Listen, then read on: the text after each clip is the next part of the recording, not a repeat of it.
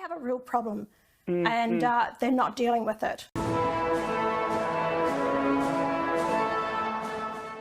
You mentioned there the migration rate. Let's talk about that because, as I mentioned, the number of permanent and long-term arrivals, another monthly record of 105,000 in February alone. We're bursting at the seams, but what happened to Labor's plan to halve migration? They didn't have a plan then, and they don't have much of a plan now. It's an absolute disgrace. They won't do it. They're only going to start, you know, easing up, coming closer to the election to show the voters that I was the son of...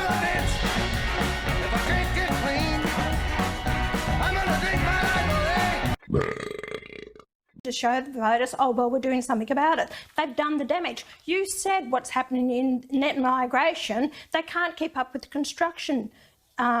And the fact is, in January, we had 125,000 people come into the country. So they've done the damage. We can't cope with it. This is going to go on for years and years. They've put $10 billion into a housing fund, which means the monies that they get in investment will actually build housing. They've admitted they can't do it. They've lied to the Australian people. These people out there who don't follow politics and then hear this announcement think, oh, wonderful, good on Labor.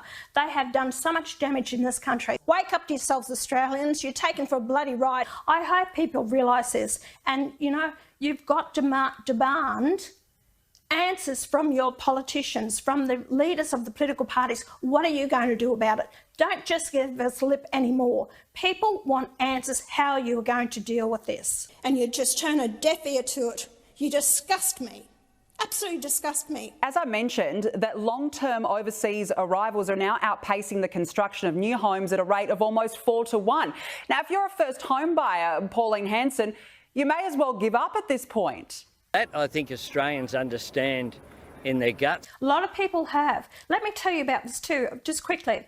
Last year, between 22 and 23, we had 737,000 people to come into the country.